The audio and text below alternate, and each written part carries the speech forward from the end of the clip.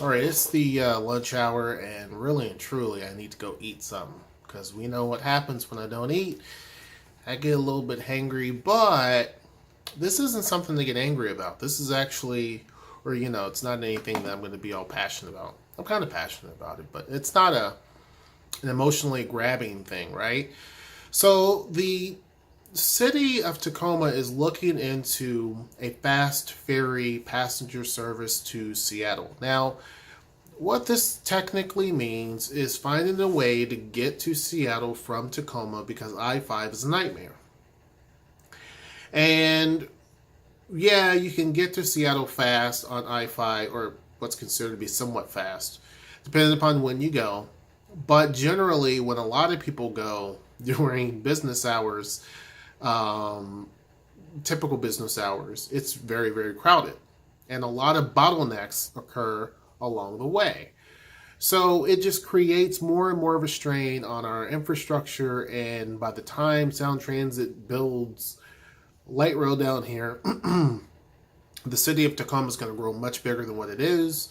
And the cities outside of Tacoma and Seattle are going to grow much bigger than what they are. And it just adds more and more stress. I mean, it's taken them a long time. I know they've explained why it takes so long, but still, it's a little bit longer than what it needs to be honest with you. But with that said, the city has been looking at a study. There's a city councilor, Mr. Mello, who has been really focusing on trying to improve transit, and ferry service makes a lot of sense. Now, keep in mind, Kitsap County, which I've said before, does not have an agreement with Sound Transit. It's not paying for the light rail system or any of that. The light rail system is between Snohomish County, Pierce, and King County. Okay? So those counties make up the Sound Transit system, so therefore the key cities in those areas and neighborhoods are all connected to it. So that means your Everett to Seattle to Tacoma, all the way over to Bellevue and all of those other places, right? Well, Kitsap County uses a fast ferry service, and it also has just a regular car ferry service. Now, the Washington State Department of Transportation offers a car ferry service. This is a recap because some people don't know this, but it's very slow. And we have one of the largest in the United States, actually the largest ferry system in the United States. And when you look at the largest in North America, it would be Vancouver. They beat us by a little bit. Okay, hold on one second. Thought it was a package I had to get. So, anyhow, we need a faster way to get to Seattle, right? Because by the time they build light rail, it's just going to take excruciating in terms of the process. So, Mr. Mello has been looking at ways to do that, and he suggested a fast ferry service, basically piggybacking off of what Kitsap County has done, because basically they've linked Bremerton to Seattle and also Kingston to Seattle, and there's other places that they're also working on as well, and it's been very successful, and they're seeing growth in Bremerton as a result. Well, Tacoma is really and truly, keep in mind, all of these cities and areas had ferry service to Seattle back in the day, and it was scrapped, right? So now they're bringing it back. When you look at this, we're looking at how to make this work, and there's 4 locations in Tacoma that they want to actually put this. Now, I suggest the 11th Street location because it's right downtown. I think it'd be really stupid to put it anyplace else. They want to put it in Point Ruston. They want to put it at Point Defiance, and they want to put it at Old Town, and those are the other 3 locations. I don't think that they're a good fit. And I'm going to go over some numbers here. To operate the fast ferry service from Tacoma, it's going to cost about $3 million annually to operate. Okay? Now, they think that fares, which will be at $11 per trip, will cover about half of that, or a little less than half. So fares will cover about $1 to $1.5 million. Okay? So the question is, where will the $2 million or more come from? Okay? Or less. Where's the money going to come from? Now, here's what I suggest. A small sales tax increase. I'm talking very small. A small sales tax increase where people aren't going to really notice it much, I think would be your best bet. because you would be able to easily generate more than $2 million to operate the operations. That's what I think. Now, the ferry terminal is going to vary in cost. Okay, it's going to vary in cost dependent upon where you build it along those 4 different routes. Each area is unique because you're going to have to deal with various different issues.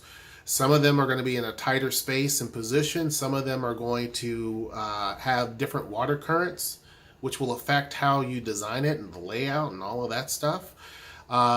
Depending upon the size of the vessel that you want, that's going to change the cost of the actual ferry terminal because you have to build it to fit it. So ferry terminal will cost between $500,000 to $3 million.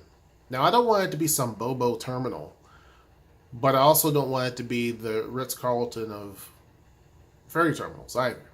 So a good happy medium in between there, but as affordable as you possibly can make it. The ferries themselves are going to cost between $10 to $17 million each, and that varies because it depends on the size and the heft of the ferry. The bigger the ferry, the more you're going to pay. And the bigger the engine, the more you're going to pay. The more bells and whistles you have, the more you're going to pay. So that's why there's a range, a $7 million difference between these, the low end and the high end. So they're going to get 3 vessels, 2 that are going to be in operation constantly, and 1 is a backup in case one fails. It's typically what they do. When they built the light rail streetcar system in Tacoma, they did the same thing. They have 3 vehicles, 2 that operate all the time and 1 that says backup, and they rotate them out. Well, the vessels are going to be either 150 to 250 passengers. Okay? So that also makes the difference in terms of cost, right? One's going to hold about 100 people more, so that's going to cost more. So it depends on what they're choosing. Again, fares will be about $11. Now, the next step is they've already done the study, and it shows that it can definitely happen, it can definitely work. It's still many years away, but not that far away. This isn't unlike the light rail system where you have to basically, it takes a lot to do and a long time to do. This is something where you can pretty much kind of plan it, work it out. It's kind of saying, okay, what do we need to do? Oh, let's do a little bit of an increase in sales tax, a small increase. It will pay for this. Cool. After a year of collecting that sales tax, let's put it into motion. Boom, we're done. Right? So literally between now and the year 2022, which is not that far away, you can get a ferry service started from here to Seattle in no time. Right? By the year 2022, Sound Transit's not going to be anywhere close to coming to Tacoma. It's not. It'll be completing stuff up in Northgate and all that at that time in Bellevue, but it ain't going to be coming down here. So you'll have this service up and going for many, many years before it even gets close to coming down here. Okay. So now the next step is to get the state to study, or the state to fund, I should say, a $350,000 study by the Puget Sound Regional Council. And what they're doing is a couple of different things. One, they're going to study a region-wide system, potentially. And they're also going to study a little bit more about Tacoma itself. Okay? The state wants this because of the simple fact that obviously Seattle is the economic center. But you're establishing additional economic centers when it comes to Bellevue and other places. Now, there are other communities that are looking. Renton, for example, there's a developer there that wants to have a water taxi service that takes people to Bellevue, to Renton, and Renton to Seattle. So you're seeing this come back, the old mosquito fleet, as they call it.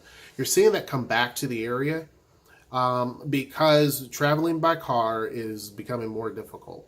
If it's not the traffic that's going to get you in the congestion, it's the parking. It's hard. It's really hard.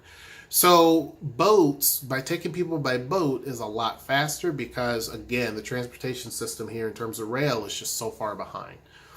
And it's going to take so long for it to build, and it can't keep up with how fast people are moving in. That's the big issue. If we had very few people moving in over time, not as much of a problem, but we have loads of people just coming in constantly, and especially moving down to Tacoma, it just makes it so difficult. It becomes, at that point, it becomes a quality of life issue. It's getting there. So now There's also a bill that's in the state right now that's kind of pending to have a fast ferry service between Olympia and Seattle. Now, Olympia is about 70 miles or so from Seattle. 70 miles. And they're looking for a fast ferry service from Olympia to Seattle. So Mr. Mello is suggesting, why not just have a regional wide service where, you basically have all these other places instead of having these separate different little entities. Why not create something like another sound transit, if you will, that will actually take care of this, and everybody pitches in and we have a region-wide ferry service. Don't know if that's going to happen. Don't know if the Olympia deal will actually work, but Olympia is concerned because there's no way really to get to Olympia to Seattle unless you hop in a car or you have a helicopter.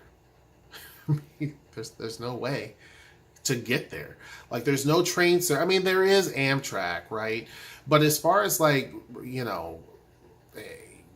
everyday quick type thing, there's no way to do it. And they've looked at ways to actually bring some sort of service to Olympia, even with Sounder. There's ways to do it. It's just, are people willing to pay for it? Are the folks in Thurston County really wanting to pay for it? Which is where Olympia is. And that's the key question. So, and again, by the time Sound Transit gets down there, it will be, Zoe and Zara will be grandmothers at that point. I'm being honest. By the time they make it down, even to build, we're talking heavy rail to DuPont takes forever. And there's already track right there in DuPont. All you got to do is build a station. It's just, it's methodically taking their time a lot of times for no reason. I'm not talking digging tunnels. Okay. These are other projects that they can do that doesn't take that long, doesn't take that much money that they have, and yet it takes forever. Just like expanding the streetcar system in Tacoma. There's no reason why, it's just now expanding. Sweets is up. So anyhow, let me know what you think. It seems like the fast ferry service is getting a lot more traction. Hopefully this becomes a reality because people here need the relief, to be honest with you. But anyhow, seems like it's going to work. $11, not too bad. Again, I think a small sales tax increase is probably going to be the best bet, to be honest with you. Because people they're not going to like a property tax. But again, a very tiny, tiny, tiny sales tax in terms of Pierce County, I think would be a good deal. Or even if you have to level it in Tacoma, because people are going to push back and say, well, I'm all the way out here and such. So even if it was just leveled on Tacoma, that would probably be great. But anyhow, let me know what you think. Make sure you like, share, subscribe. And until next time, I will see you. Take care.